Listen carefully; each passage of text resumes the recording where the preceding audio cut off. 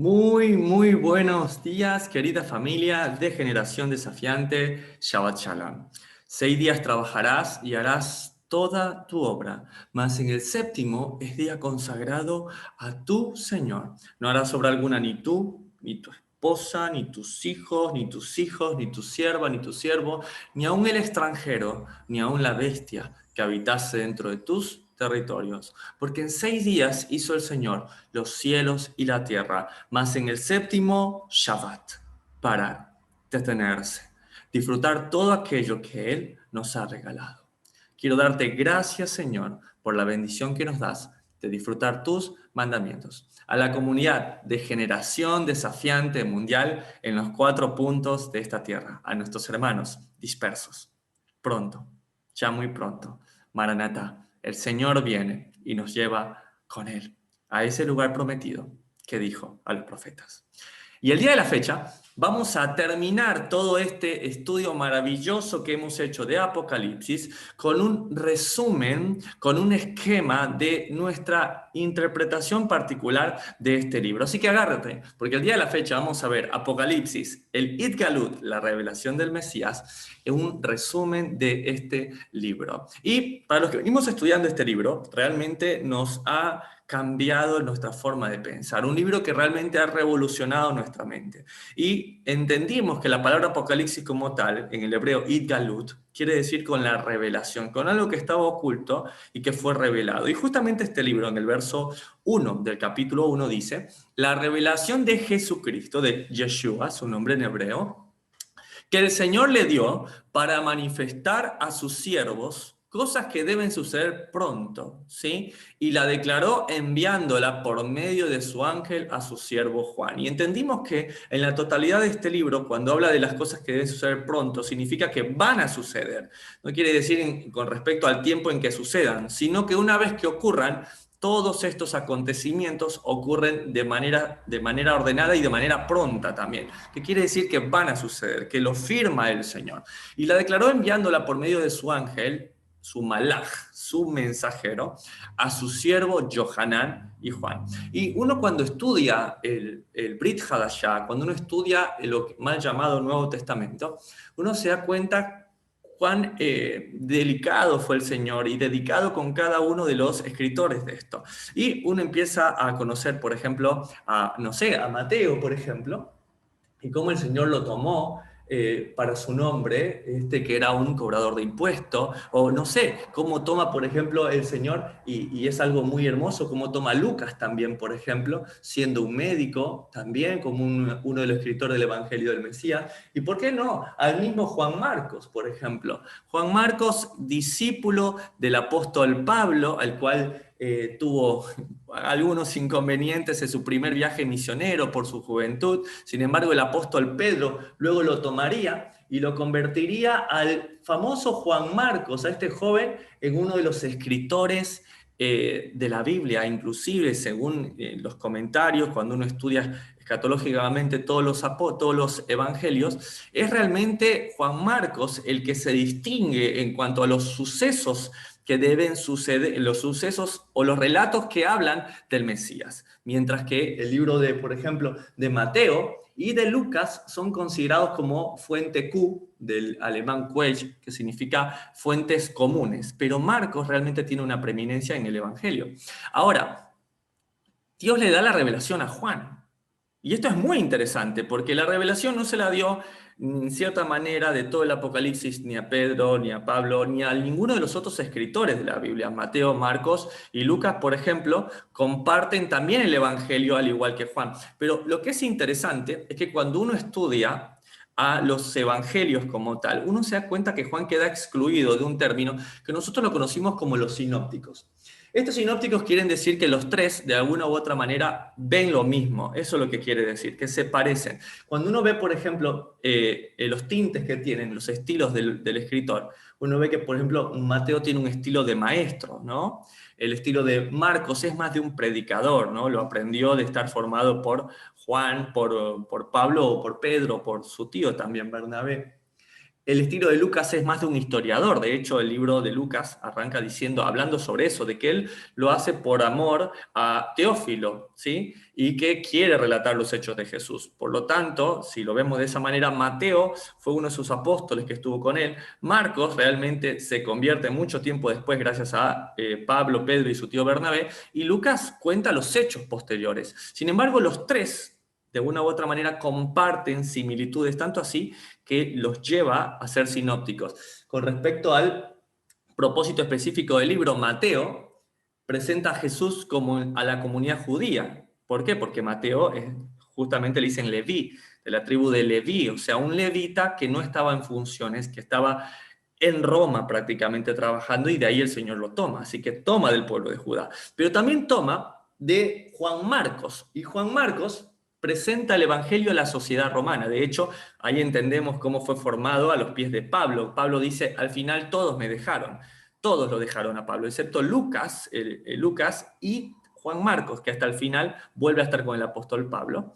Y Lucas presenta el Evangelio de Cristo y su causa ciudadano oculto del Imperio Romano. Ya les había comentado, la misión de Lucas era relatar o hacer como historiador a uno de sus queridos Teófilos, ¿no? Y el énfasis especial de Mateo, por ejemplo, que está más abajo, está en los sermones de Cristo, o sea, en toda la palabra de Cristo. Y él, al ser un cobrador de impuestos, siempre anotaba todo. Y me lo imagino a Mateo haciéndolo de la misma manera. Marcos hace énfasis en sus milagros, por ejemplo. Y esto es importante porque cómo iba a impactar una sociedad romana era con el poder sobrenatural del Dios de Israel. Y Lucas hace énfasis en sus parábolas. Como buen historiador, la mejor forma de contar historias es de esta manera, con historias, con parábolas. Y Mateo especifica o habla de la necesidad de una genealogía. ¿Por qué? Porque al ser de la tribu de Judá, de donde vendría el Mesías, él hace énfasis en eso. Mientras que Marcos dice, un siervo no la necesita. Yo voy a hablar al pueblo de Roma, que poco y nada le interesa una genealogía, porque ellos quiero mostrarles el poder del Dios de Israel. Y Lucas dice, el hombre perfecto la necesita. Entonces, aquí vamos viendo que los tres se parecen mucho. De hecho, cuando nosotros empezamos a estudiar el Evangelio, si ustedes se dan cuenta, en Mateo, por ejemplo, en Marcos, por ejemplo, que es este caso, el principio de este evangelio arranca con Juan el Bautista y con el bautismo de Jesús. Así empieza el evangelio de Marcos. Mientras que el evangelio de Lucas, por ejemplo, empieza un poquito más atrás, con el padre de Juan el Bautista. Entonces ahí vamos viendo que cada uno empieza a contar un poquito más atrás. En el caso de Mateo, por ejemplo, se va mucho más atrás. ¿Se va hasta dónde? Hasta hijo de Abraham, hijo de David, o sea, se va al inicio de todo esto, a Génesis 12, con el inicio de Abraham. Ahora, si estamos viendo que estos tres evangelios se parecen y van retrocediendo, acompaña a ver un poco cómo es Juan. Juan capítulo 1 y verso 1 dice, en el principio era el verbo, y el verbo era con Dios, y el verbo era Dios. Este era el principio con Dios. Verso 3, todas las cosas por él fueron hechas, y sin él nada de lo que había sido hecho fue hecho, y en él estaba la vida, y la vida era la luz de los hombres. La luz en las tinieblas resplandece, y en las tinieblas no prevalecieron contra ella. Entonces yo pongo la cara que pone este personaje y dice, como que tú, Juan, sabes algo que nosotros no, porque los otros hablaron de los hechos genealógicos o contaron ciertas cosas de la vida de Jesús, pero Juan viene a contar un evangelio totalmente distinto, no está encuadrado entre los sinópticos, y uno dice, ¿por qué? ¿Por qué Juan cuenta el evangelio de Jesús, de Yeshua, de otra manera? ¿Por qué? Por Apocalipsis, la revelación del Mesías. A Juan se le fue dada una información, a Juan se le mostró el final de la película que no se le mostró a los otros apóstoles. De hecho, en el Evangelio de Juan podemos entender una correlación excelente entre este libro de Apocalipsis y su Evangelio. Él, como ningún otro, va a contar estas dos facetas. Enlaza, sí, al Mashiach ben Yosef, al Mesías hijo de José, que cuenta Isaías 53, por ejemplo. Varón de dolores, ¿sí? No tenía hermosura en su parecer para que le deseemos. Por su llaga hemos sido sanados, fue molido por los pecados. También lo dice el libro, por ejemplo, de Zacarías.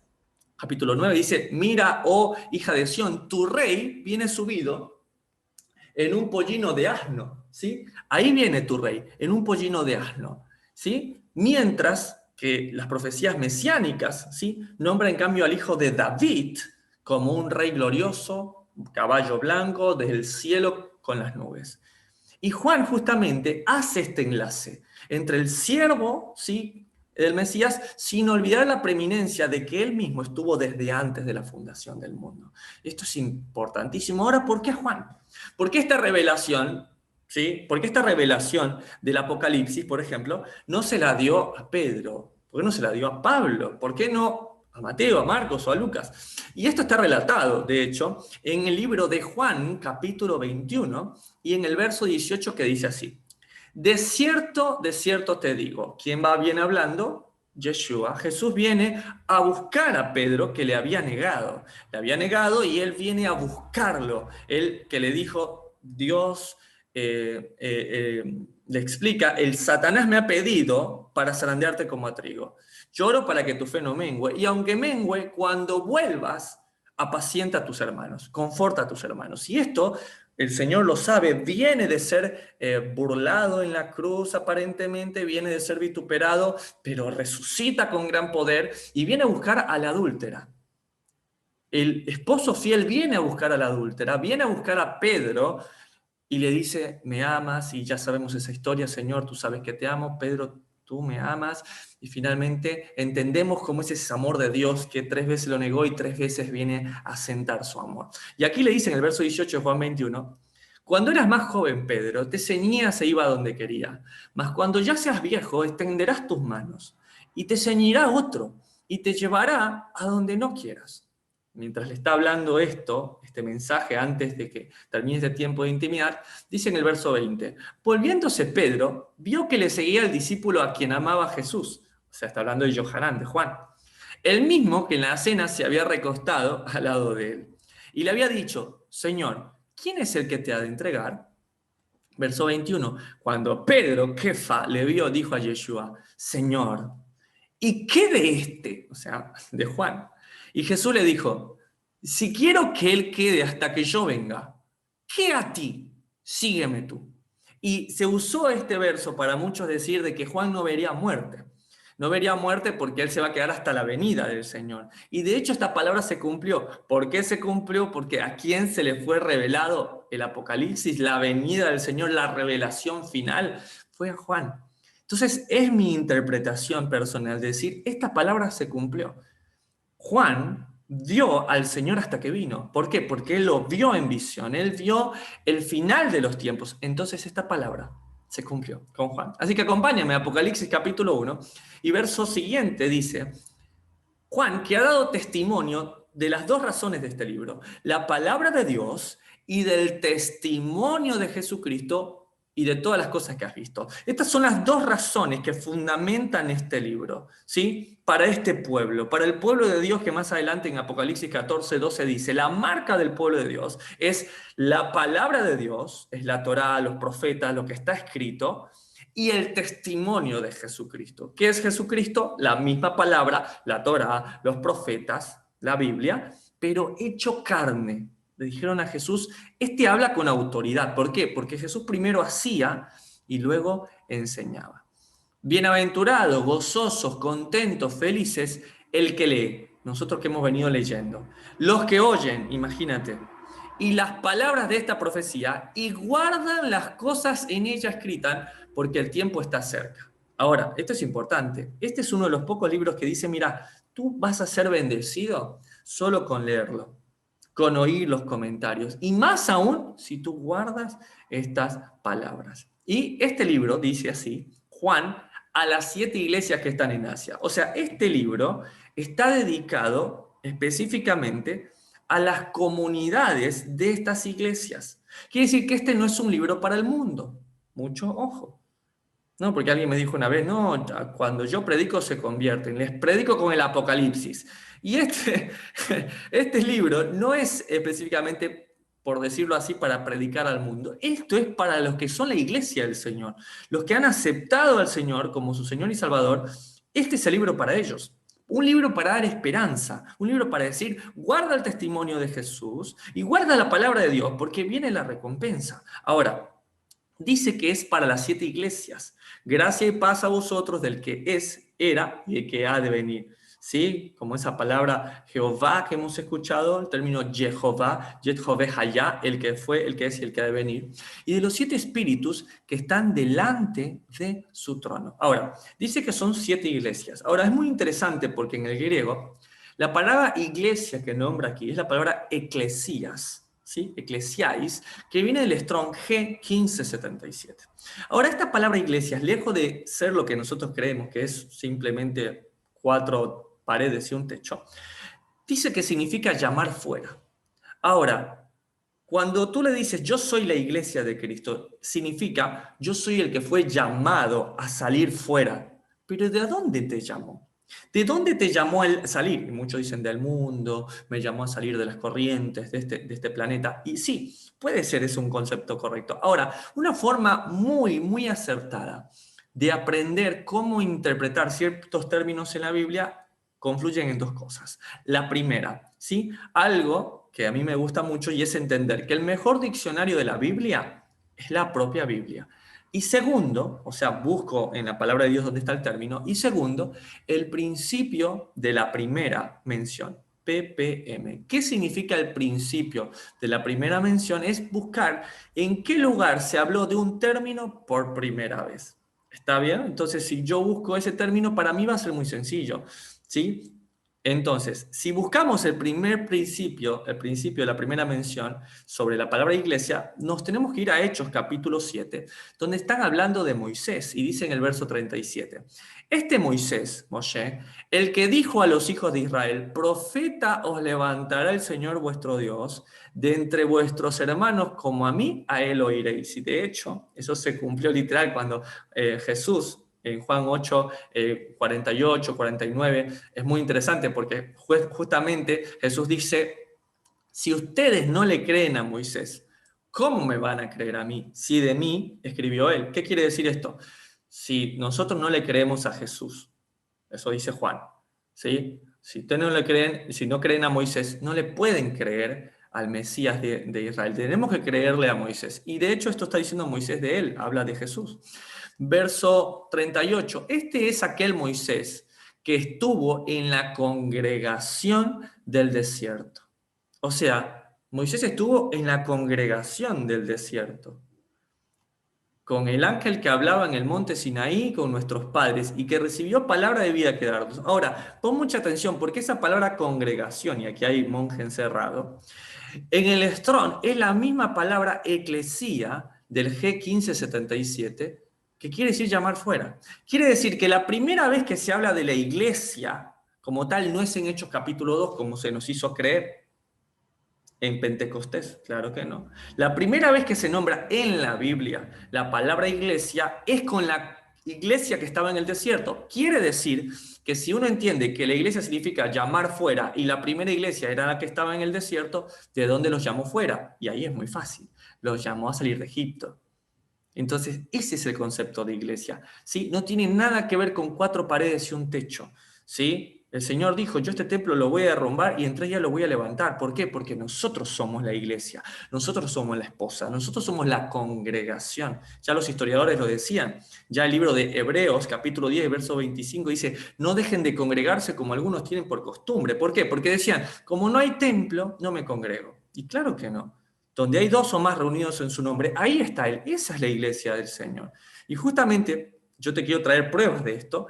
¿De dónde se reunía la iglesia? Y mira en Marcos 2, 1 y 2, búscalo, ¿sí? No me creas, búscalo tú mismo, y vas a ver que se reunían en casas. Mira en Hechos, desde el capítulo 2 hasta el capítulo todos los capítulos están en casas, la casa de Cornelio, ¿sí? La casa de este centurión romano, la casa de Miriam, ¿sí? La casa del carcelero de Filipos, ¿te acuerdas cuando Pablo quedó allí preso? En la casa de Lidia, ¿sí? Que la estudiamos en Filipenses también, esta casa donde esta mujer vendedora de púrpura de la ciudad de Teatira, la escuela de Tirano, hasta en escuelas lo hacían.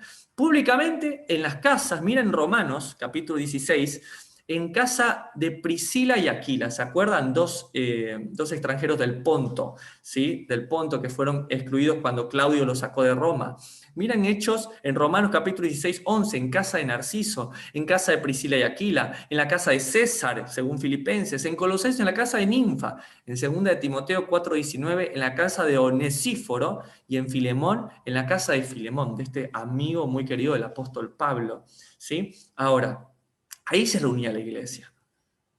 ¿Por qué? Porque la iglesia se reúne en casa, no la gente se reúne en la iglesia. Vamos nuevamente. ¿Sí? La gente no se reúne en iglesias, la iglesia se reúne en casas. Y ese es un término interesante que podríamos tomar. Entonces yo quiero saludar como lo hacía Pablo, como lo hacía Pedro, como lo hacía Santiago. Quiero saludar, ¿sí?, a la comunidad de Sucat David Manta, a la iglesia de Sucat David que se reúne en esa casa. Quiero saludar a la comunidad de la iglesia de Buenos Aires que se reúnen en casa. Quiero saludar a las comunidades de tantas otras partes que se reúnen en su casa. Y ahí está esa iglesia. Ese padre, la madre y ese hijo son una iglesia. Quiero saludar a estas iglesias también con muchos más hijos. Claro que sí. Y a estas iglesias que se reúnen en casas. Entonces que nadie te quite tu galardón, que nadie te venga a tomar la palabra y a torcerla, a decirle, no, es que tienes que venir a esta iglesia. No, yo soy la iglesia y me reúno en casa, en escuela o en cualquier lugar. Ahora, entendiendo eso, entendemos el concepto del libro, porque ya desde el capítulo 2 y los capítulos siguientes, como el capítulo 3, empieza a hablar de las iglesias de Asia, entendiendo que sí, estas son iglesias físicas que existieron en su momento, pero también puede entenderse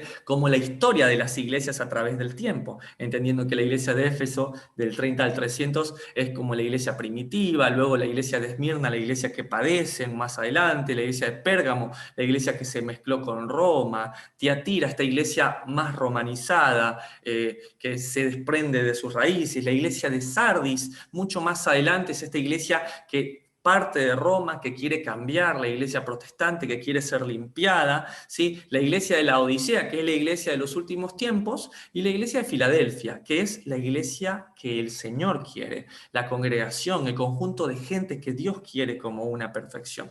Ahora, uno también puede estudiarlo así. Ahora, ha sido nuestra interpretación y nuestro deseo entender de que sí, puede ser que hayan sido iglesias que estuvieron presentes en su momento, iglesias que están por venir, pero ¿por qué no como un presente continuo? ¿Por qué no como iglesias o como personas que actualmente están? Porque si lo pensamos así, si pensamos que es un presente continuo, cada vez que empieza a expresar estas iglesias, las pensamos no como congregaciones multitudinarias, sino como personas. Por ejemplo, la iglesia de Éfeso, que es la primera iglesia que está aquí, esta iglesia, el Señor le dice, y es muy interesante porque de hecho la palabra Éfeso significa permitido, y a mí me gusta mucho este concepto de permitido, que es conocido como la iglesia primitiva, es la iglesia observante. De hecho el Señor le dice, yo estoy feliz contigo, iglesia de Éfeso. ¿Por qué? Porque pruebas a los falsos maestros. Tú pruebas a estos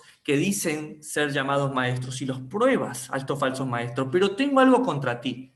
Tú hablas, dices Shabbat Shalom, buscas las escrituras, tienes el Strong, buscas el hebreo, pero has dejado tu primer amor.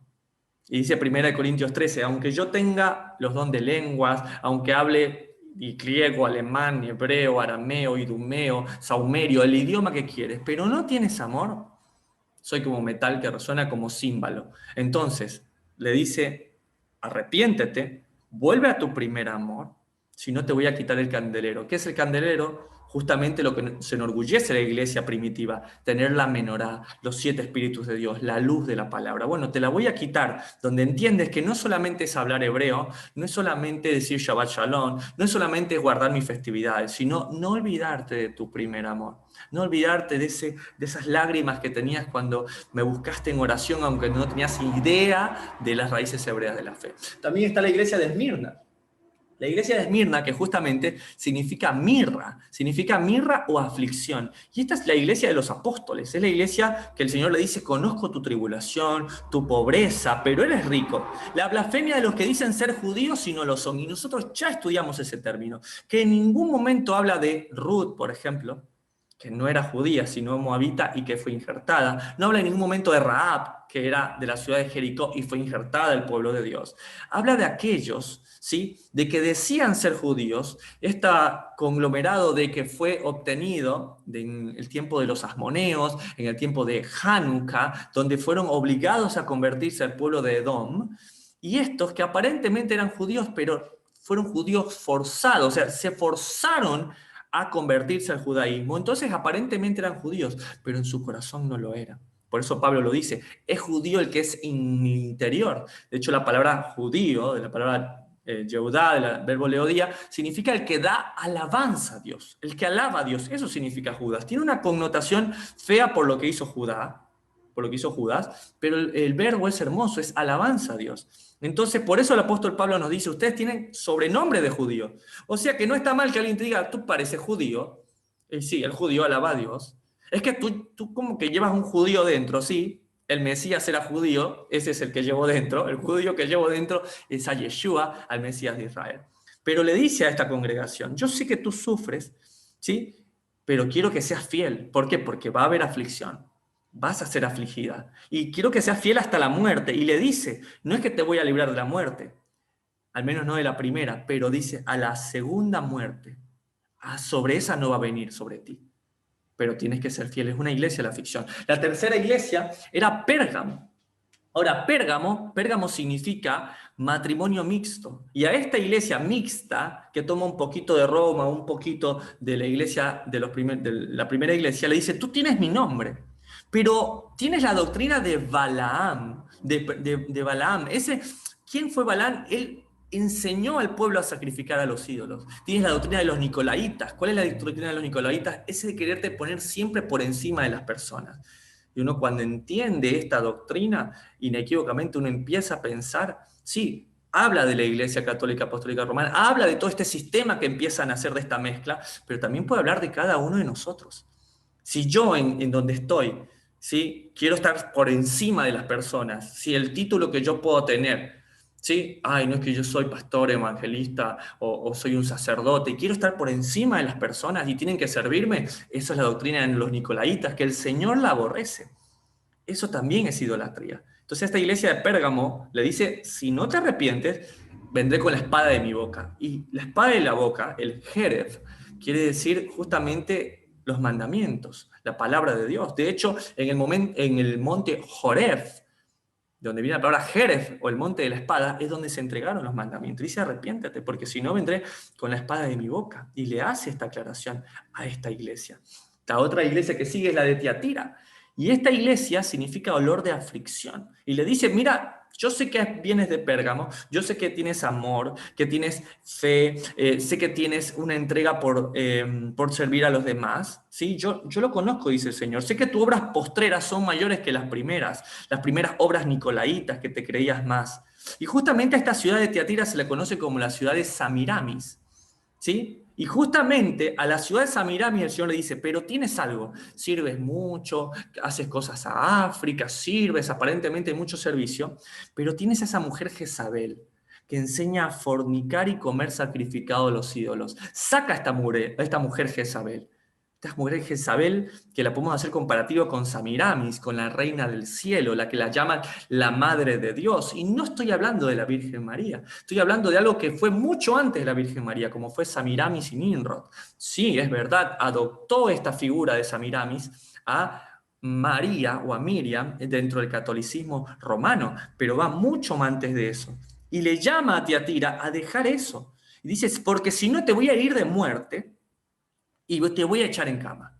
Ahora, es interesante porque a esta misma iglesia que podemos entender al sistema idólatra, católico, apostólico, romano, o a las personas que pertenecen a ese sistema, el Señor les dice, y me gusta mucho, dice, a los que no conocieron las profundidades de Satanás, no les voy a imponer mayor carga. ¿Qué quiere decir? Y esto es una conjetura personal. Y es cuántas personas están dentro de este sistema católico, apostólico y romano y han muerto en esa fe. Bueno, el Señor dice aquí, no te voy a imponer mayor carga al que no conoció las profundidades de Satanás, a los que murieron en ignorancia, esa es mi interpretación personal, a ese abuelito, ese tío que teníamos, que era un ignorante total en las escrituras y que era católico porque lo enseñaron, pero nunca tuvo la oportunidad de profundizar. que nunca conoció la maldad que viene detrás de este sistema apostólico romano, este sistema nicolaíta, con Jezabel, con Samiramis, con la Reina del Cielo, con la Madre de Dios, que te lleva a idolatrar, no les voy a imponer más carga. ¿Y sabes qué? Lo dejo ahí, porque de Dios es salvar y de nosotros ejercer misericordia. Así que veremos qué pasa. Ahora, también está el sistema de Sardis, y aquí esto es muy interesante, porque a Sardis le dice algo, le dice, tú no has completado tus obras. Y es muy interesante, porque es como que Tiatira, la Iglesia Católica Apostólica Romana, desprende a Sardis. ¿Y qué salió de Tiatira? ¿Qué es Sardis? Y interesante significa remanente Sardis, y es la Iglesia Protestante. Todos aquellos que salimos de Tiatira, y que dijimos, no vamos a orar más imágenes, no vamos a andar con la doctrina nicolaíta, pero que llegamos y no hemos completado nuestras obras, le dice. Mira, yo sé de ti, le dice, que entiendes algunas cosas, pero no maduraste tus obras. Y esto es algo importante. Salir de Egipto no significa llegar a la tierra prometida. Y Sardis es esto. Sardis es el remanente que sale de Tiatira, pero que necesita completar sus obras. Ya no adora a Jezabel, ya no adora a Samiramis, ya no adora a la Virgen María ni a los santos, pero todavía no quiere guardar Shabbat, todavía no quiere guardar las fiestas religiosas del Señor. ¿Qué quiere decir? No completó sus obras. Y justamente el Señor le habla a esta. Le dice, tú tienes nombre de que vives. ¿Quién vive? Y justamente estás muerta. De hecho, sujetas a demonios. Y justamente le dice, arrepiéntete, porque si no voy a venir a ti como ladrón por la noche. Habla de la oscuridad. Justamente la iglesia de Sardis se mofa o dice, nosotros echamos fuera demonios. Bueno, si no te arrepientes, voy a venir como ladrón en la noche. Y en las trompetas vamos a ver algo tremendo que les dice también a esta iglesia. La iglesia de la Odisea, la iglesia de los últimos tiempos, justamente. Y es a esta iglesia de los últimos tiempos que el Señor le dice, eres tibia. ¿Sí? Eres tibia. Si fueras caliente quisieras, si fueras fría también. Pero como eres tibia te voy a vomitar de mi boca. A ti se hace rica, ¿no? Tienes buen show, tienes buenos músicos, hay buena alabanza, buenos asientos, aire acondicionado, grandes pantallas con luces. Pero ¿sabes qué? Eres miserable, pobre, ciego y desnudo. Esto nos habla mucho de nosotros que estamos muy contentos en estas iglesias multitudinarias, diciendo, wow, qué contento estoy aquí, buena música, buen sonido. Viene el pastor, habla 40 minutos, 35 minutos, pero hay mucho show y me gusta. Salgo en televisión, los pastores son famosos. Y a esta iglesia de la Odisea, justamente, le dice, pareces rica, pero eres pobre.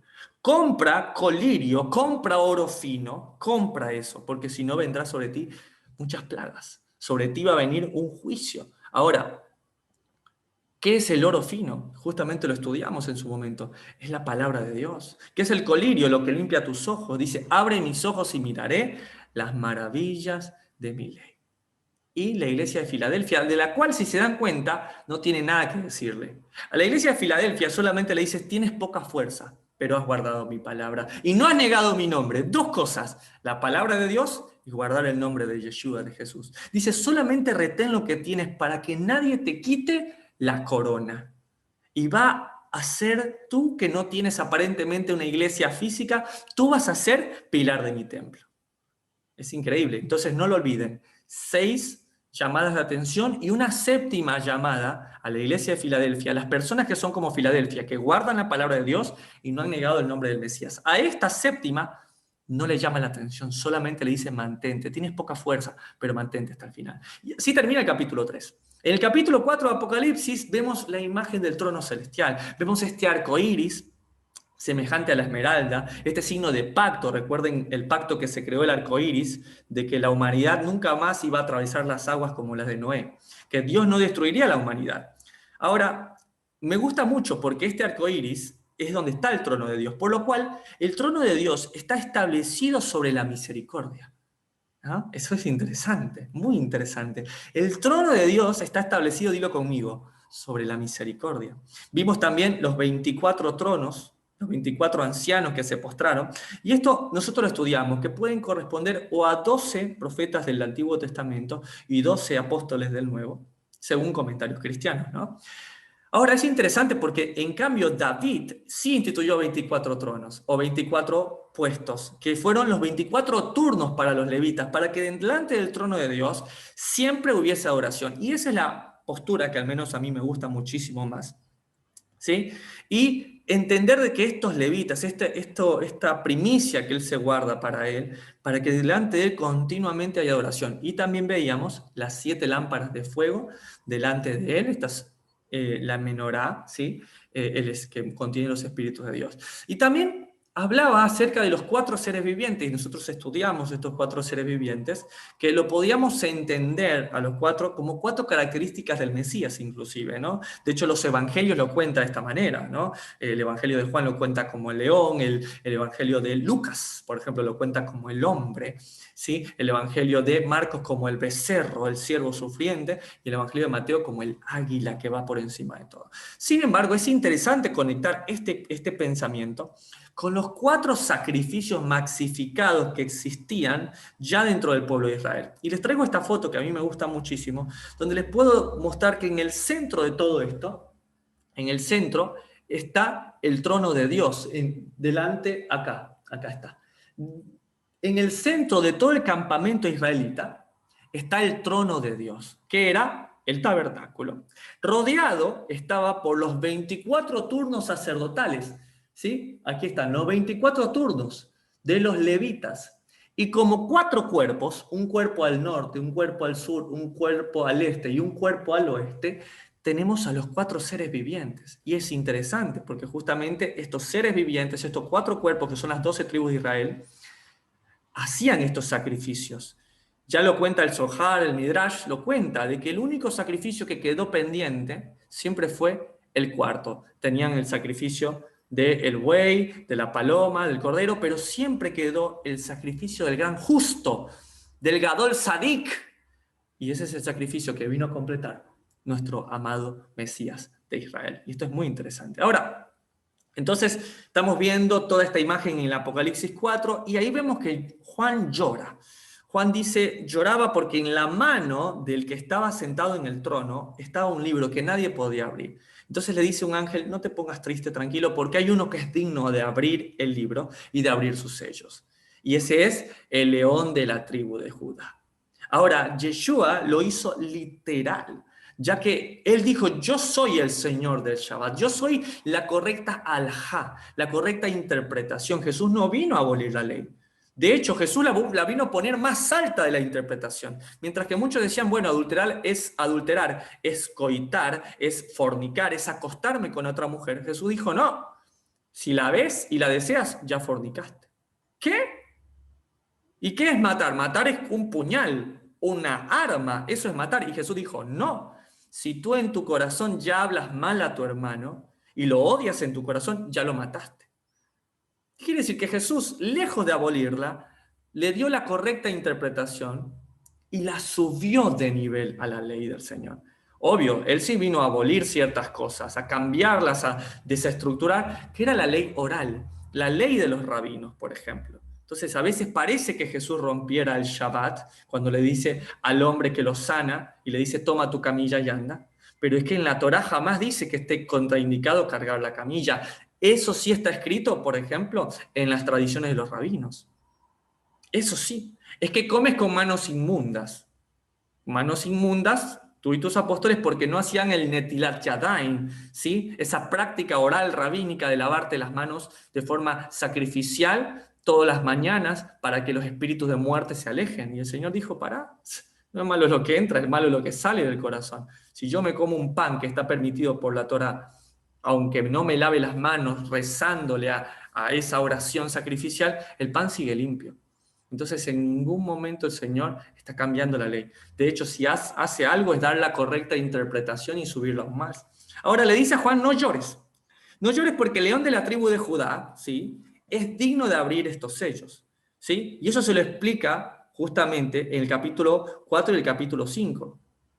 Hay alguien que es digno de abrir los sellos. Y cuando el Mesías empieza a abrir los sellos, empieza con el capítulo 6 y los primeros 4 sellos son los primeros 4 jinetes del Apocalipsis. ¿Sí? En el orden como lo están viendo, el caballo blanco, podríamos entender como Grecia, ¿sí?, como ese caballo aparentemente de paz. Por eso dice la palabra, por un momento irán paz y tranquilidad y en el siguiente momento va a venir confusión repentina. ¿Por qué? Porque el siguiente caballo que le sigue es el caballo rojo, que es el caballo de Babilonia.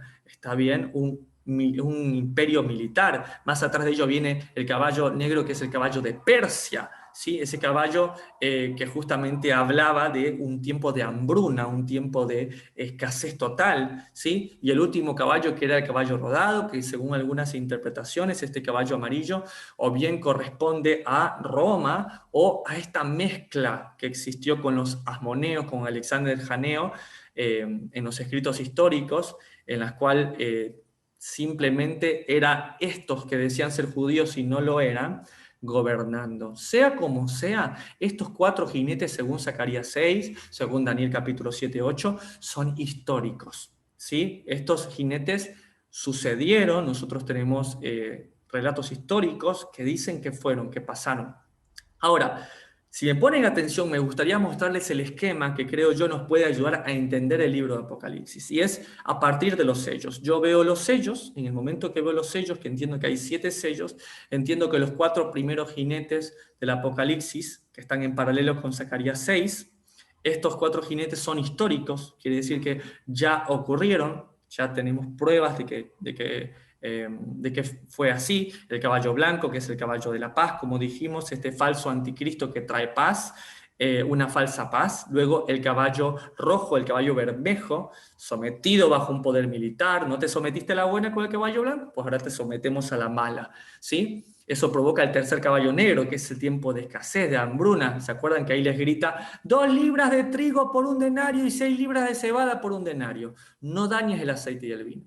Y ya cuando aparece, que no queda nada por destruir, llega el caballo amarillo, este caballo rodado, que lo podemos entender como como Roma, como este imperio que queda después de ello, un tiempo de muerte, un tiempo que dice que come las sobras, las olla con sus pies, como lo dijo Joel, de hecho.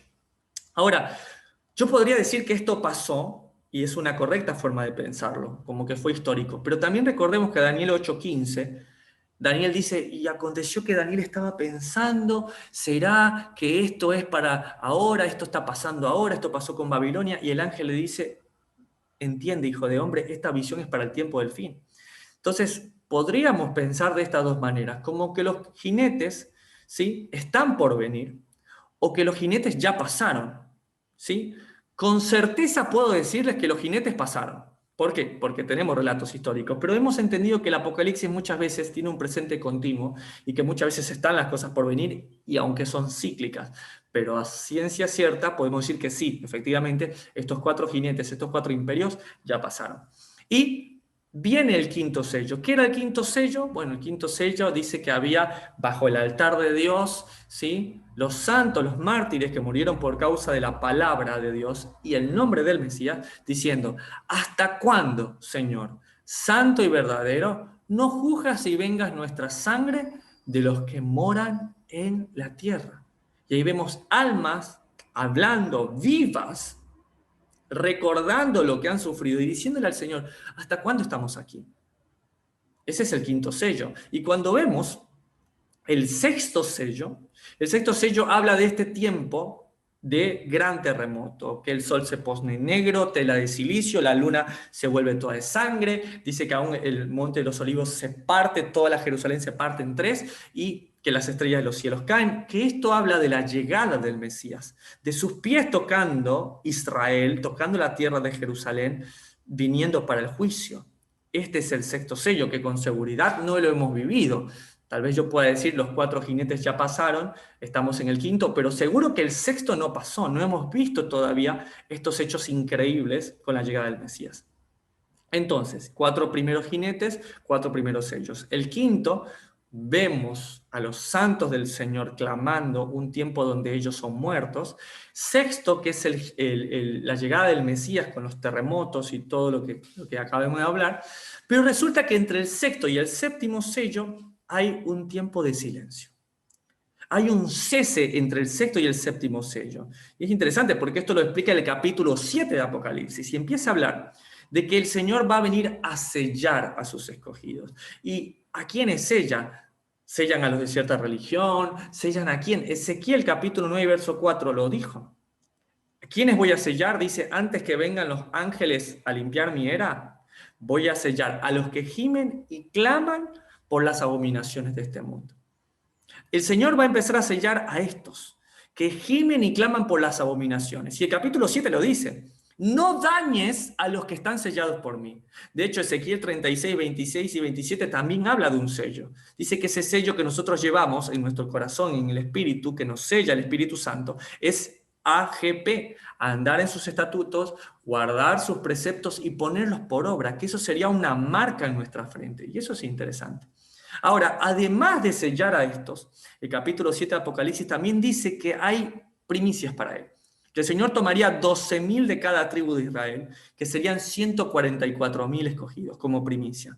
Y también estudiamos que estos 144.000, muchos dicen, no, es que son vírgenes.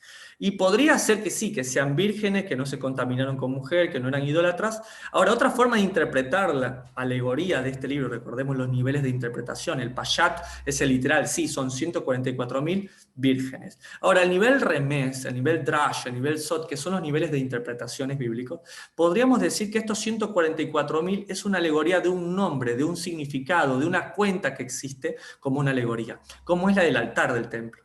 El altar del templo, por ejemplo, tenía una medida de 144.000 unidades esféricas ovoideas como de huevos. Esa era la manera de poderlo construir. Ahora, si entendemos esa alegoría, estos 144.000 es un número alegórico de lo que significa son los altares del templo, son sobre los cuales es toda la creación juzgada. ¿Por qué? Porque son la perfección de Dios, es la primicia de Dios, ¿está bien? Sobre el cual se hacen los altares, sobre el cual el fuego de Dios desciende. Ahora, no puedo negar que la palabra virgen muchas veces se ha usado en la palabra no para hablar solamente de virginidad, sino del deseo de Dios. A Israel, a pesar de ser adúltera, le llama la Virgen de Israel. ¿Qué quiere decir? Jesús dijo, yo hago las cosas que no son, las hago como si fuesen. Ahora, podríamos interpretar que estos 144.000 que no se han contaminado con mujer, en nivel literal puede ser así, pero en nivel profético son aquellos que se arrepintieron, que Dios los volvió a hacer de nuevo, son vírgenes nuevamente delante de Dios, y esos son los 144.000. Ahora, son de cada tribu de Israel. A través del tiempo, Dios se fue tomando de cada tribu de Israel, como de forma histórica, o Dios sabe de qué tribu somos cada uno de nosotros. Si entramos ahí o no entramos, no debe molestarnos, porque en el verso 13 de este capítulo dice, entonces uno de los ancianos habló diciéndome, estos que están vestidos de ropas blancas, ¿quiénes son y de dónde ha venido? O sea, además de los 144.000, hay una multitud incontable. Y dice que le responde, dice, estos han sobrevenido de la gran tribulación y se han emblanquecido en la sangre del Cordero. ¿Sí? Estos han provenido de la gran tribulación, o sea, nosotros vamos a pasar gran tribulación. Una de las ideas de hacer todo este esquema y de estudiar el libro de Apocalipsis era desmentir la teoría del rapto, que en ninguna parte pasa. El Señor dice, bueno, estos han muerto a través de la historia, estos son los del quinto sello, ¿no? Que hemos venido estudiando, que están delante de la presencia de Dios, aquellos que han muerto en la presencia de Dios, ¿sí? Pero cronológicamente no existe el rapto como tal.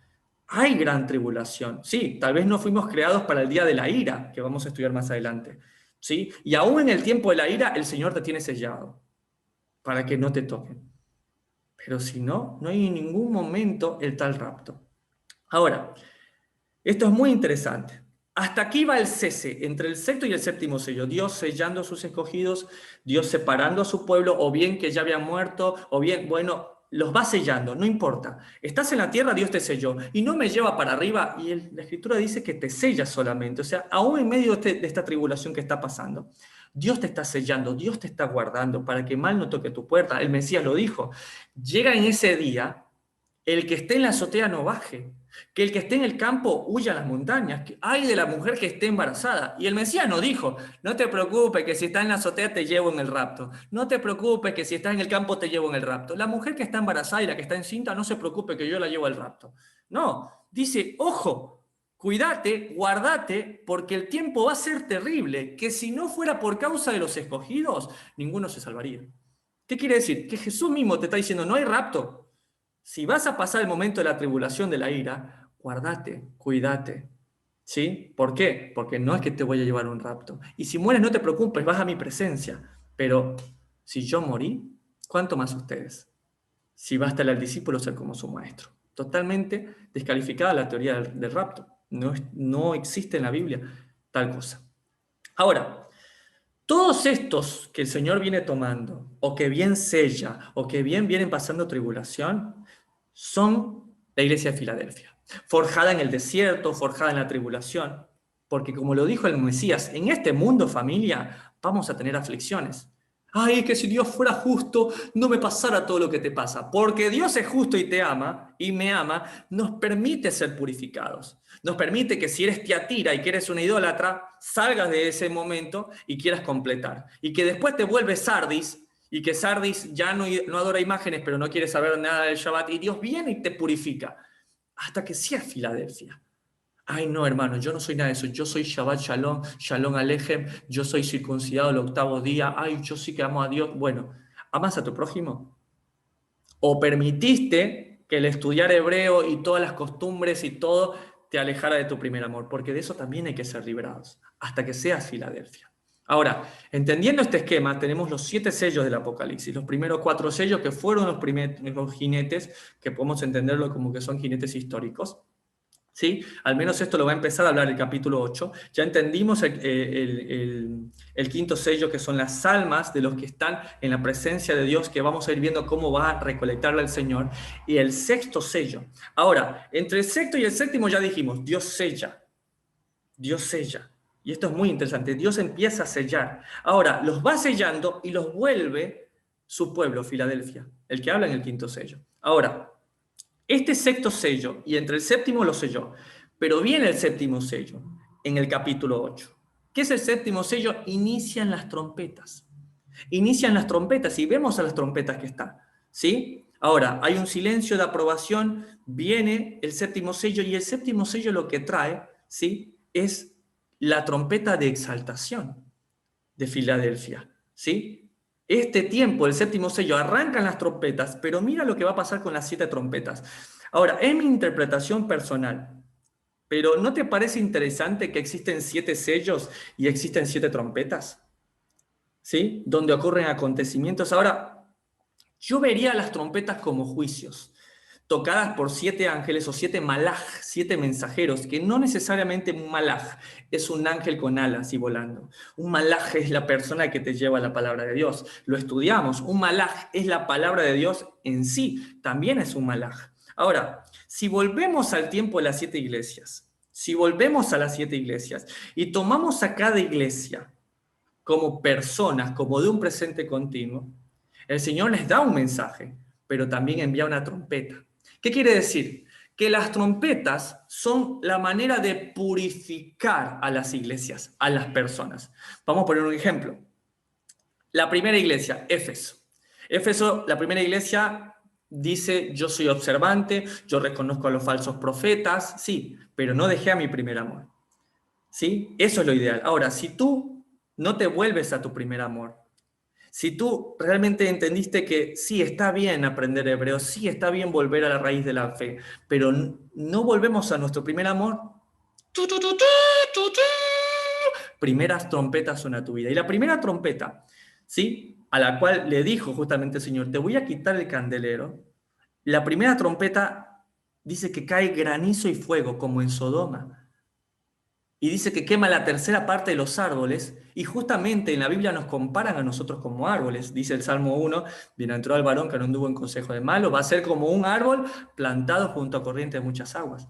Ahora, en cada castigo de estas trompetas cae una tercera parte. Una tercera parte lo recibe y 2 partes son salvas. ¿Qué quiere decir? De la iglesia de Éfeso, ¿no quieres volver a tu primer amor? Listo. 2 partes son salvas, 2 partes tienen misericordia, pero a esa parte que no escuchó la trompeta, justamente viene el castigo.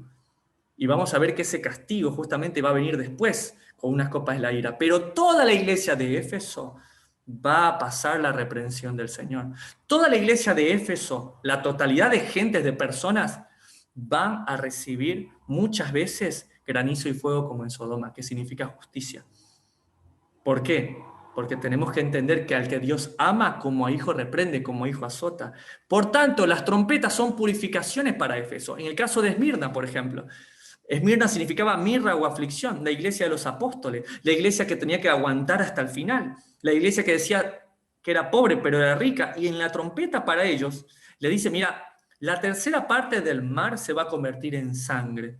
La tercera parte de las naves va a ser destruida y la tercera parte de los peces van a ser destruidos. Y es muy interesante porque la iglesia de Esmirna es rica justamente en barcos, en botes. Y a esta iglesia le dice, mira, se va a acabar tus botes, que aunque dices que eres pobre, eres rica. Tú aunque dices que eres pobre, eres rica, tienes botes. Bueno, yo voy a quemar eso. ¿De qué vivían estas iglesias? De la pesca. Entonces llega el juicio para que tú no puedas depender de nada, sino solamente del Señor. Y a los que no usen esta oportunidad de aflicción, esta oportunidad de pasarla difícil para volverse al Señor y convertirse en Filadelfia y no depender de los botes, ni del mar, ni de los peces, a esta le dice la tercera parte de los peces, de los barcos y del mar va a ser contaminada. ¿Qué quiere decir? Va a venir juicio sobre estas tres también. O sea, la trompeta es para toda la iglesia, usada como purificación para que te vuelva a Filadelfia, pero va a quedar una tercera parte que va a ser castigada. De hecho, lo vamos a ver más adelante con las copas de la ira. En el caso de Pérgamo, por ejemplo, ¿recuerdan? Pérgamo era matrimonio mixto. Esta que decía tener su nombre, que tenía Balaam, que empezaba a mezclar lo santo y lo profano. A esta que mezcla lo santo y lo profana, que mezcla el agua de vida con el agua adulterada, esta leche adulterada, le dice, la tercera trompeta, le dice justamente ajenjo, ¿no? Ajenjo, agua amarga, agua que se mezcla. Ese va a ser tu castigo. Tú vas a beber agua amarga, ¿sí? Ahora, justamente este castigo dice que que lo que le da de beber es veneno, es agua amarga. Ahora, cuando bebes agua amarga y la reconoces, ya no quieres probar esa agua amarga. Ahora, si quieres conseguir consumiendo esa agua amarga que sabes que te hace mal, sabes que es leche adulterada, bueno, va a venir un castigo sobre ti. Una tercera parte de esa población, una tercera parte va a morir envenenada de esa agua, pero 2/3 van a reaccionar. O sea que el juicio de esta trompeta justamente es una bendición porque te hace entender de que esta agua no te hace bien. El cuarto, que es Tiatira, ¿se acuerdan? Que era la iglesia católica que tiene que ver con la adoración a los santos, a Samiramis, a Jezabel, a la Virgen María. Justamente a estos que adoran el sol, la luna y las estrellas, la cuarta trompeta les dice, mira, tú que adoras el sol, la luna y las estrellas, bueno, la tercera parte del sol, de la luna y las estrellas, de este sistema que tú adoras, no va a alumbrar más. ¿Sí? ¿Tú no te arrepientes? Bueno, tercera parte de ustedes, de los que no se arrepienten, de todo esto que está pasando, no les va a alumbrar más el sol de justicia. Entonces podemos entender que cada trompeta es para toda Tiatira, por ejemplo. ¿Sí? Para que te arrepientas viene el juicio de Dios, viene la trompeta de Dios. Pero hay del tercio de que no se está arrepintiendo porque viene un castigo. De igual manera le pasa a Sardis. ¿Sí? Ya cuando entramos a Sardis, entramos al capítulo 9. Y Sardis se acuerda que significaba remanente, ¿sí? Saliste de Egipto, pero no llegaste a la tierra prometida. Ya no eres un adorador, un pagano, un idólatra, pero todavía no guardas mis días santos, ¿sí? Y a este sistema que se mofa de decir, acá echamos fuera demonios, acá hacemos milagros, que el Mesías les dijo a este sistema, apártense de mí, hacedores de maldad. Podrás echar fuera demonios, profetizar en mi nombre, pero si no haces mi palabra, apártate de mí, hacedor de maldad. A este sistema que se place decir, echamos fuera demonios, la trompeta dice, vienen demonios como langostas hacia ustedes. Y eso es increíble. Pero no echamos fuera demonios, bueno, pero los demonios se van a volver. Entonces, esto es muy importante, porque justamente a esta iglesia, le dice que van a venir langostas. Y cuando estudiamos esta trompeta, yo les mostraba por imágenes de microfotografía que aún las bacterias y los virus, muchas veces estos parásitos tienen forma de langostas en microfotografía. O sea que el juicio a Sardis, ¿sí? Puede ser que a toda la iglesia de Sardis puede tener enfermedad. Toda la iglesia de Sardis puede padecer estas langostas, ¿sí? Ahora, 2/3 partes van a ser salvas. 2/3 partes que atraviesen enfermedad, que pasen cosas difíciles o cosas relacionadas a estas langostas, van a convertirse en Filadelfia a través del dolor y la aflicción. Pero una tercera parte va a cobrar. Una tercera parte, y más adelante lo vamos a ver, va a cobrar. Y luego la iglesia de la Odisea. La iglesia de la Odisea, que es la iglesia de los últimos tiempos, que se cree rica, que cree que está muy bien, que es poderosa, a esta iglesia la trompeta le dice, va a haber invasiones militares con tanques de guerra, ¿sí? Va a venir un reino y te va a tomar. O sea, ni aún así dice que esta iglesia se arrepiente. al menos una tercera parte. 2/3 partes de esta iglesia multitudinaria se vuelve en Filadelfia. Hay salvación para ellos. Ahora, cuando entramos a la séptima trompeta de exaltación, que es Filadelfia, no hay ningún tipo de sonido. No hay como tal ningún tipo de castigo. Lo único que vemos nosotros en su momento es la trompeta de exaltación. Vemos que dice, los reinos del mundo han venido a ser de nuestro Señor y de su Cristo, y Él reinará por los siglos de los siglos. O sea, que tanto en la séptima iglesia, que no hay castigo sino ánimo, en la séptima trompeta no hay castigo sino exaltación. Esto es interesante, ¿sí? Porque las trompetas pueden que no sean cronológicas, sino que son la respuesta a la no observancia a cada uno de la reprensión del Señor. O sea, el Señor trae esa trompeta a tu vida y por ahí tú te asustas y quieres cambiar tu vida. Señor, yo quiero andar contigo, pero hay otros que no lo quieren escuchar. Entonces la trompeta o el juicio también es una bendición y es una manera de purificación. Entonces estas trompetas prácticamente es el séptimo sello. En el tiempo del séptimo sello, ¿sí? Están sonando estas trompetas, pero también podemos entender que las trompetas pueden estar sonando en nuestras vidas, actualmente, ahora pueden estar sonando. Ahora, volvamos al esquema. Si nosotros tenemos 7 sellos, los primeros 4 sellos históricos, ¿sí? Con los reinos, ¿sí? Muchos dicen que están por venir, con certeza sabemos que ya pasaron. El sexto sello, ¿sí? Es la llegada del Mesías. Eso no lo hemos visto todavía. Ahora, si no hemos llegado al sexto sello, con certeza estamos antes de él.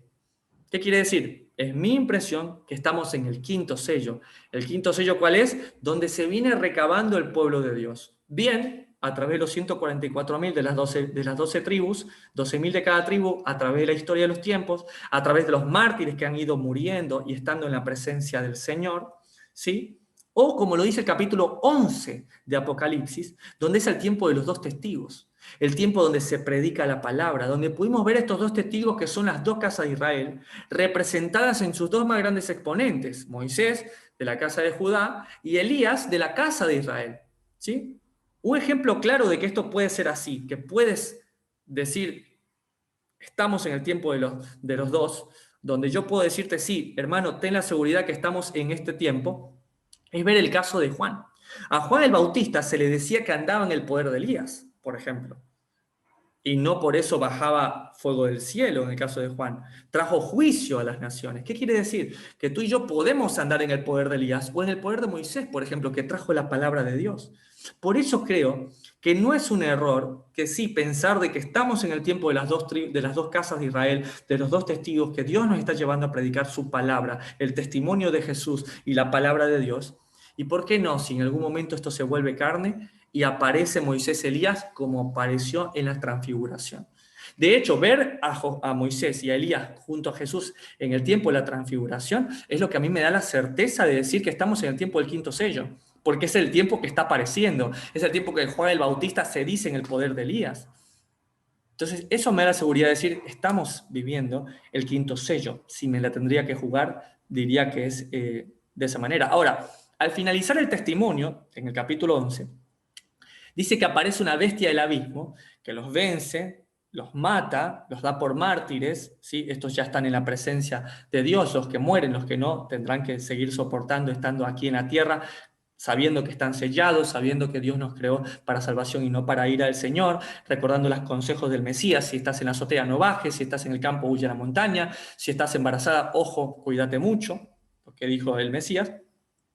Y como lo dijo el libro de Daniel, esta bestia que asciende del abismo va a vencer a los escogidos del Señor. ¿Por cuánto tiempo? 3 años y medio, 1260 días, 42 meses, lo que son las alegorías de las que habla Daniel. Sin embargo, lo más importante del capítulo 11, o al menos es lo que yo creo que para mí es lo más importante de este capítulo, es que finalmente se nos dice quién es la gran ciudad. Y esta gran ciudad que dicen que en un sentido espiritual, Sodoma y Gomorra, o Egipto, es Jerusalén. Es la clave para que tú y yo entendamos del capítulo 11 hasta el capítulo 22 quién es la gran ramera, quién es la gran ciudad. Si tú te pasas de largo de cuando en capítulo 11 dice la gran ciudad es Jerusalén, listo, te perdiste el resto de Apocalipsis y vas a entrar a desvariar y no vas a poder comprender la totalidad del libro. Por lo tanto, el capítulo 11 lo que nos relata son los acontecimientos del quinto sello. ¿Qué quiere decir? Predicando los dos testigos. ¿Hasta cuándo? Hasta cuando el dragón es desatado y muchos son muertos. Ahora, esto ha venido pasando, desde el tiempo de Jesús ha venido pasando, los mártires, Satanás a través de los imperios ha venido a ver muerte y todos ellos están ahí, en el altar del Señor, ahí diciendo hasta cuándo santo y verdadero nos juzgan nuestras almas, ¿sí? Ahora, automáticamente el capítulo 11, si tú sigues leyendo, ¿sí? Dice, en aquella hora hubo un gran terremoto. ¿Y qué está hablando? Sexto sello. Y la décima parte de la ciudad se derrumbó. Entonces, aquí vemos claramente vemos que el quinto sello es el tiempo de la predicación, sale la bestia, mata a sus escogidos, pero llega un momento en que la bestia deja de actuar. ¿Por qué? Porque viene el sexto sello, viene el terremoto, esto que es el Mesías pisando Jerusalén e Israel, destruyendo a esta ciudad, de hecho, ¿sí? Ahora, esto es muy interesante porque automáticamente después de este relato viene el relato en Apocalipsis 11, la escena del séptimo ángel. Séptima trompeta, que es de exaltación, donde están los de Filadelfia. Mira que en el capítulo 11, en el verso 15, dice, el séptimo ángel tocó la trompeta y hubo grandes voces en el cielo que decían, los reinos del mundo han venido a ser de nuestro Dios y de su Cristo, Él reinará por los siglos de los siglos. Y los 24 ancianos que estaban sentados delante de Dios en sus tronos se postraron sobre sus rostros y adoraron a Dios. ¿Qué quiere decir? Hermano, inequívocamente, estos son los sucesos que van a ocurrir. No ha llegado este séptimo, no ha llegado el sexto, entonces lo más probable es que estemos viviendo el quinto sello, o al menos esa es mi interpretación. Ahora, volvamos al esquema. 7 sellos del Apocalipsis. Los primeros 4 históricos, ¿sí? Que ya lo hemos visto, ¿sí? El quinto sello, también ya lo dijimos, ¿sí? Es esto que está recabando en todas partes de la tierra, históricamente y hasta nuestros días, llenando el altar de Dios, ¿sí? Este altar que dijimos que era de 144.000 como una alegoría a la forma que tenía el altar, de estos 144.000 unidades. Y el sexto sello, este sexto sello que es el Mesías pisando Israel, partiendo la ciudad en tres, y el séptimo sello, que es el tiempo de la exaltación, el tiempo final, la séptima trompeta, Filadelfia. Ahora, de esta manera podríamos comprender que los relatos que nos continúa diciendo el libro pueden ir encasillados en alguno de estos momentos. Y en simultáneo a ello están los juicios de las trompetas sonando también. Un ejemplo de esto puede ser el siguiente capítulo, que es el capítulo 12, donde dice que hay señales en el cielo, donde hay un dragón que como lo vimos, nosotros ya lo vimos en el capítulo 11, da muerte a los santos. Por lo que entendemos que estos sucesos que transcurren entre la parte final del quinto sello y el inicio del sexto, ¿sí? Al finalizar este capítulo escuchamos la frase nuevamente que solo se dice en el séptimo sello, ahora ha venido la salvación de nuestro Dios. Por lo tanto, esta bestia está en el quinto, parte del sexto cuando el Señor viene y la juzga, y en el séptimo sello la trompeta de exaltación. Y justamente esto pasa en el capítulo siguiente. Estamos en el 12, vamos al capítulo 13, donde nos relata ver subir del mar a una bestia y a su imagen de la apostasía. Ahora, esta bestia es la que nosotros conocíamos de Daniel, ¿sí? De Daniel cuando lo estudiamos, de las 4 bestias, solo que están en una sola. Tenían el león, el oso, el dragón, el leopardo, o sea, todas las bestias de Daniel, pero en una sola. Está bien, el cumplimiento de esto. Ahora dice que también hay una segunda bestia. Y que esta segunda bestia es la imagen también de la apostasía. ¿Esta segunda bestia quién es? Dice que una bestia sube del mar, que es la bestia que vimos de Daniel, esta de acá. Y otra bestia, que es muy interesante, que sube de la tierra. Y cuando habla del Eretz Israel. O sea, mientras que el enemigo fue de frente con las 4 bestias, ahora viene con una bestia que parece cordero, pero habla como dragón. ¿Qué quiere decir? Habla de que el enemigo va a usar, ¿sí?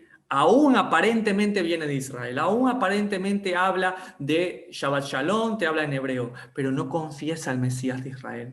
No confiesa al Cristo resucitado. Por lo tanto, esto también es una bestia.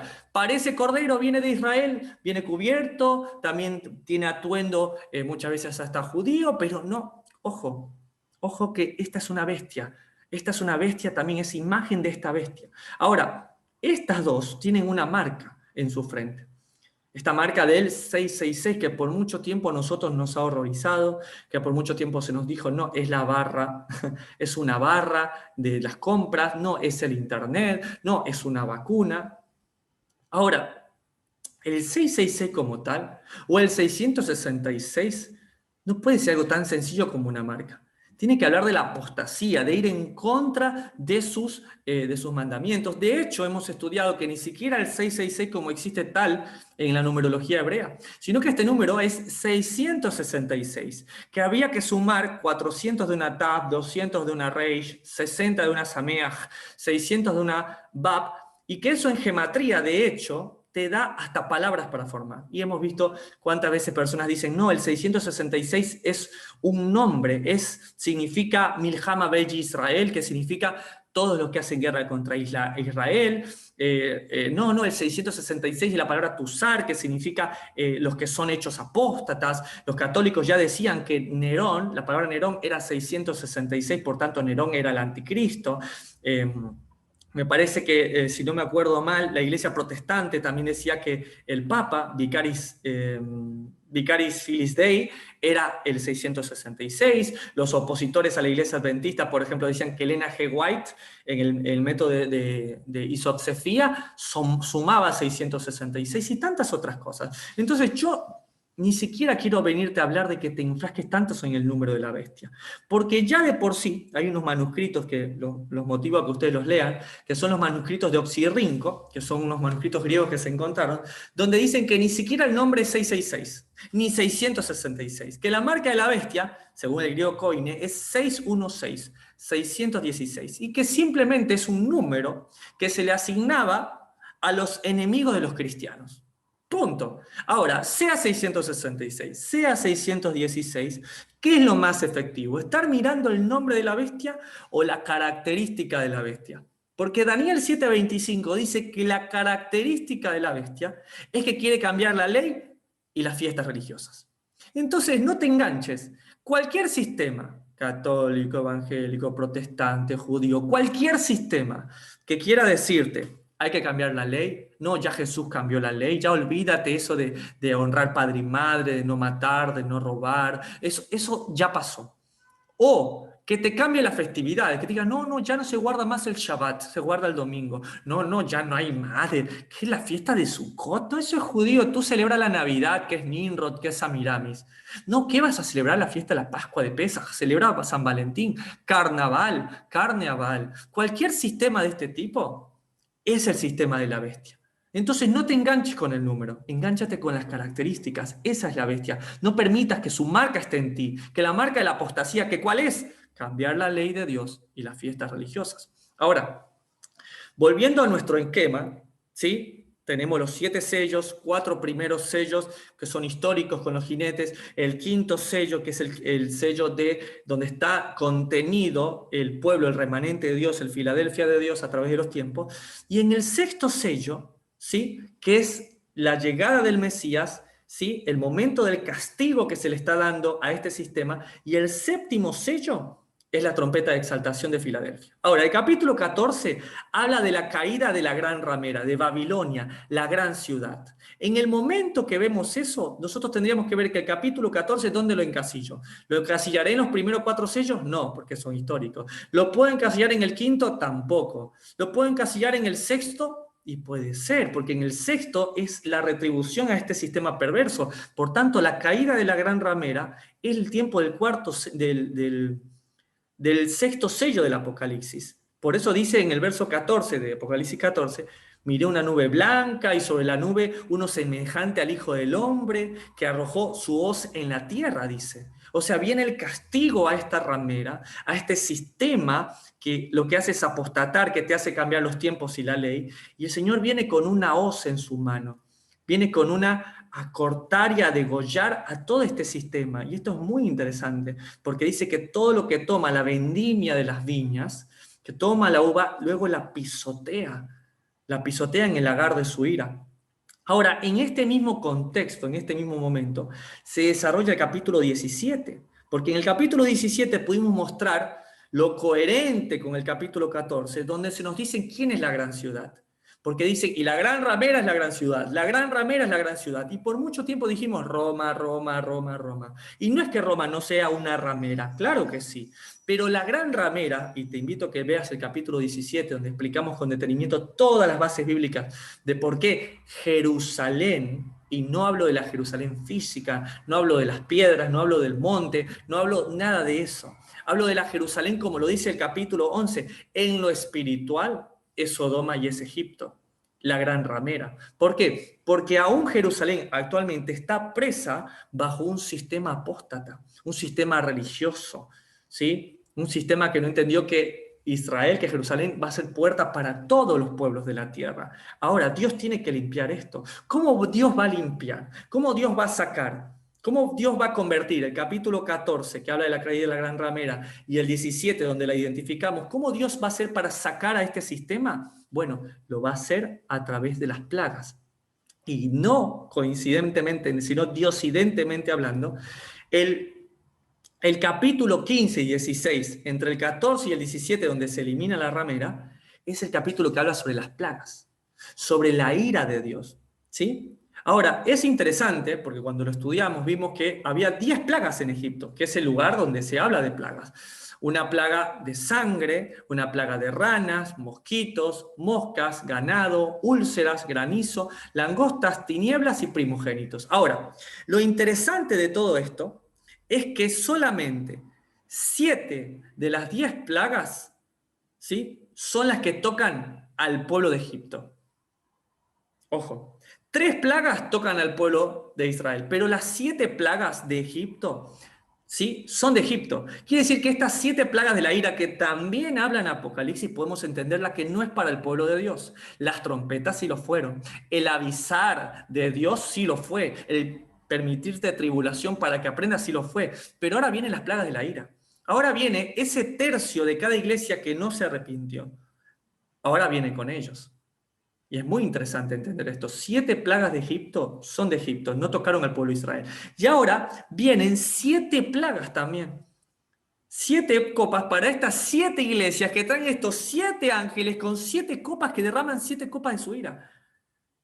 Ahora, todo este castigo que es, para mi parecer, obviamente, ¿sí?, de cada uno de estos es al tercio que no se arrepintió. Viene la ira del Señor. Claro que sí, Dios no va a tratar el mismo al justo que al injusto, al pecador y al que no lo es. Por eso a Éfeso, al tercio de Éfeso, les dijo, ojo, ojo, vuélvete al Señor, vuélvete al Señor. Y el tercio que no se volvió, lluvia de granizo y fuego, como pasó a Sodoma y Gomorra en tiempos de Lot. ¿Sí? Esmirna le dijo, deja de estar confiando en tus barcos, deja de estar confiando, porque dice que eres pobre, pero eres rica. Y a ella, mar en sangre y muerte de los seres. Al igual que a Pérgamo también, que le dio agua contaminada a beber. ¿Se acuerdan? Justamente esta copa de la ira es para todos estos tercios que no se arrepintieron, que están en el mundo, que parece que fueran iglesia, pero son del mundo. Tiatira, la que adoraba el sol, la luna y las estrellas, oscuridad sobre ti, como pasó también en Egipto, 3 días de total oscuridad, pero esta vez es permanente. Sardis, la iglesia que se placía en echar fuera demonios, echar fuera langostas. Bueno, las langostas vienen sobre ellas, viene una úlcera maligna, ¿sí? ¿Para quién? Esto es para la iglesia del Señor, ya no. Esto es para el tercio que decía ser iglesia, pero que el Señor está separando el trigo de la cizaña. Lo mismo le pasa a la iglesia de la Odisea, con invasiones militares. Y la séptima copa, que si te das cuenta, no es ningún tipo de castigo, porque habla de Filadelfia, que es fiel hasta la muerte. La séptima copa, ¿qué es? El advenimiento del Señor. Entonces, nuevamente volvamos a nuestro esquema. 7 sellos, 4 primeros sellos históricos con los 4 jinetes, el 5.º sello que es el tiempo de nuestros días, que estamos viviendo nosotros hasta ahora, ¿sí?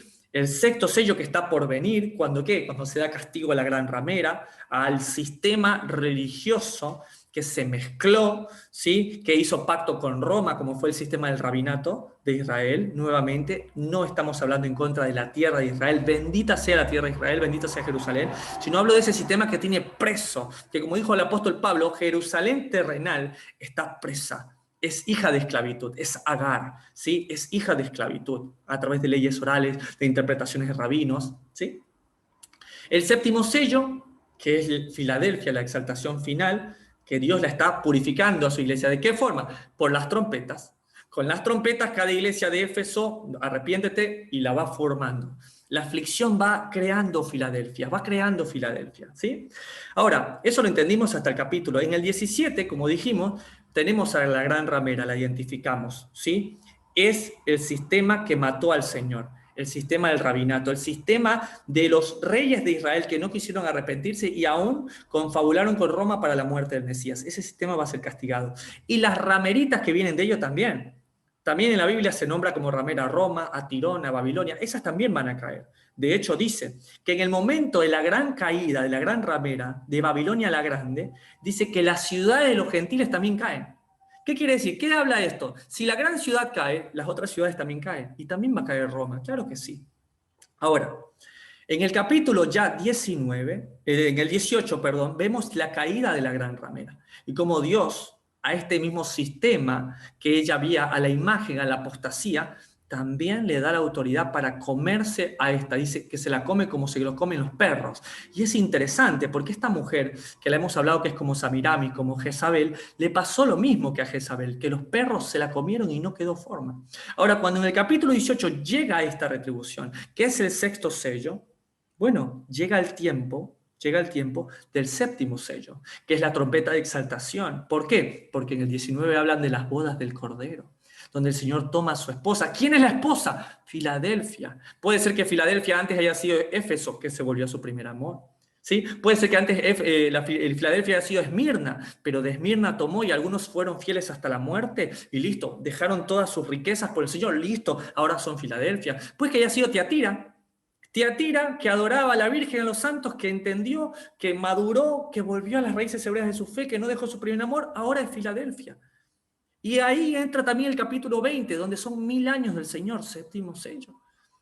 Y puede entrar también ahí el capítulo 21 y 22, donde se habla de la Jerusalén celestial, de nuestro tiempo tan esperado junto al Padre, nuestro tiempo de estar por fin siendo parte de la gran nube de testigos ahí con nuestros hermanos. Ese momento donde, como dice la palabra, no habrá más llanto, no habrá más dolor, donde el Señor nos dará de comer de ese árbol de las naciones para que seamos sanados, para que todos aquellos que vivimos con tantos errores, que no sabemos cómo más agradar al Señor, que cuando queremos agradar, dijo el apóstol Pablo, termino cayendo, y que podamos alcanzar en su misericordia salvación, no te preocupes, Dios nos va a dar en la Jerusalén celestial un árbol para traer sanidad, para que podamos cumplir sus mandamientos como a Él le agrada. Entonces, familia, ¿en dónde estamos, si me preguntan?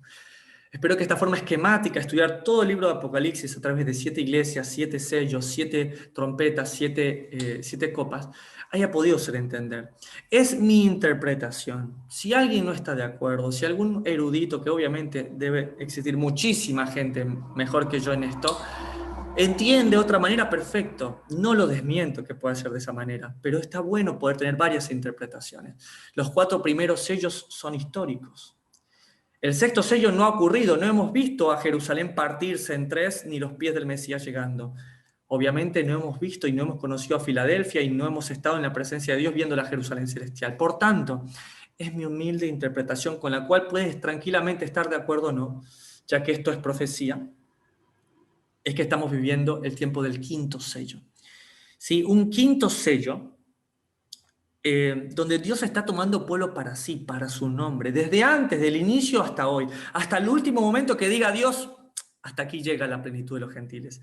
Dios nos está refinando a través de las trompetas, a través de dificultades, cultivando a Filadelfia, tomándose de cada iglesia, refinando su corazón. Y aún el enemigo colaborando en este plan, porque, ¿sabes qué? Dios va a usar aún las vicisitudes que nos puedan pasar, que pueda provocar el enemigo, para provocar algo mejor a nosotros. A Job le dijo, bueno, está bien, obra en él, dijo el Señor. Pero la obra que salió después fue excelentísima, dijo Job, de oídas te había oído, mas ahora mis ojos te ven. Así que tampoco, no te preocupes, si aún las cosas que puedan pasar Dios las ha permitido. ¿Por qué? Porque aún Satanás termina siendo un siervo inútil de Dios. ¿No le dijo el Señor a Pedro, el diablo me ha pedido permiso para zarandearte? Y yo le dije que sí. Es que si el diablo me toca, Dios no lo permite. No, si Dios ha permitido, por ahí, porque te va a zarandear, me va a zarandear, ¿para qué? Para hacer algo más excelente en nosotros. Tal vez Dios lo usa como trompeta para que nuestra vida sea purificada. Es preferible la trompeta, es preferible ser zarandeados a que llegue la ira de Dios y el día del justo juicio de Dios. O quién sabe somos parte en este tiempo de los dos testigos y quién sabe tú y yo estamos predicando la palabra de Dios. Quién sabe si tal vez somos muertos por causa del dragón, de la religión o del tiempo y envejecemos muriendo pero hablando de la palabra de Dios. Ahora, quién sabe si llegamos a ver la señal del Hijo del Hombre viniendo en las nubes de los cielos. ¿Quién sabe si lo alcanzamos a ver? ¿Quién sabe si tenemos el honor, sí, de ver a Filadelfia y nos toca ser sellados en la presencia del Señor, ser encontrados justificados por la sangre del Mesías y que Él nos pueda decir, o te pueda decir, bien, justo, buen siervo y fiel. En lo poco me fuiste fiel, sobre mucho te pondré. Yo no sé si alcanzamos a ver todos estos acontecimientos. Lo que sí sé es que podemos morir mañana o morir hoy. Y que este apocalipsis puede estarse haciendo carne en nuestras vidas. Sea la iglesia que seas, seas Esmirna, seas Tiatira, seas la iglesia que sea, la persona que seas. Quiero decirte que es momento de arrepentirnos, de escuchar esta trompeta, de este malaj, de este humilde siervo, que hoy Dios me usa como un malaj, como un mensajero, como una trompeta de advertencia diciéndote, vuélvete a tu primer amor. Vuélvete a tu Señor. Completa tus obras, Filadelfia. Sí, no bebas más de esa agua adulterada. Sal de ese cómodo asiento, la odisea, donde escuchas y donde estás cómodo y vuélvete y compra oro fino y colirio y vístete del Señor.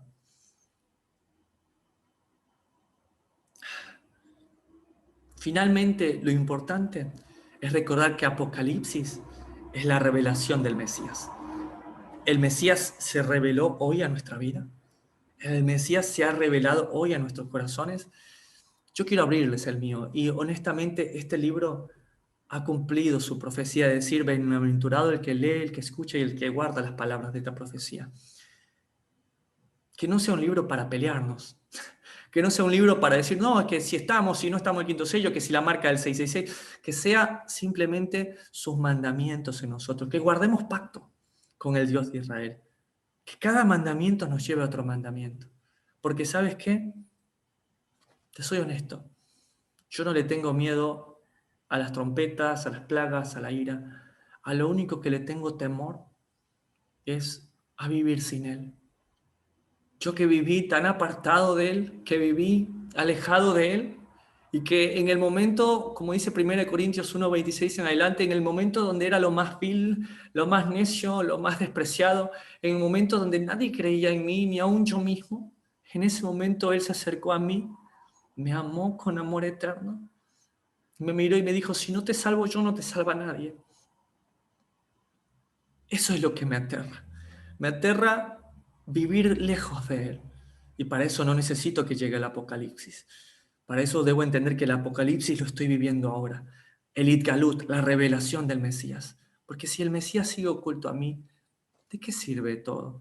¿De qué sirve que yo pueda acumular riquezas, profesión o tantas otras cosas si el Mesías no se reveló en mí?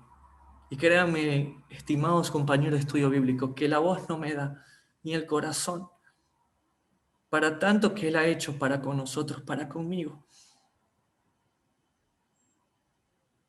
Solo quiero que Él se revele a mi vida y vivir mi apocalipsis hoy. Hoy vivir mi revelación del Mesías. Hoy causar alegrías en su corazón. Hoy que, como dice la profecía, los ángeles hagan fiesta en los cielos, porque un pecador miserable encontró salvación en Él. Amén, amén, amén. Quiero darte gracias, Señor, por este maravilloso estudio del libro de Apocalipsis. Padre, te pido, Señor, que toda esta palabra que ha salido de este malaj, Señor, llegue a cada una de mis hermanos, a cada una de estas iglesias del Apocalipsis. Padre, para que tú a través de tu trompeta, Señor, los purifiques, para que seamos apartados de las copas de la ira, Señor, para que seamos encontrados Filadelfia y poder estar en las bodas del Cordero, estar junto a ti, porque ese es nuestro más grande temor y es temor a lastimarte, temor a no hacer tu voluntad, temor a contristar tu Espíritu Santo. Padre, gracias por tanto y gracias por este tiempo con mi amada familia, la familia que tú has llevado de los 4 puntos de la tierra, de la iglesia fiel. Ayúdanos a alcanzar a ser Filadelfia, la iglesia que tú quieres, la iglesia que tú te mereces, amado Padre. Te amamos y te bendecimos en el nombre del unigénito Hijo de Dios, Yeshua HaMashiach. Amén, amén y amén. Nos vemos la próxima semana para seguir estudiando la palabra de Dios, que es perfecta. Que el Señor me los recontra bendiga. Shabbat, Shabbat Shalom.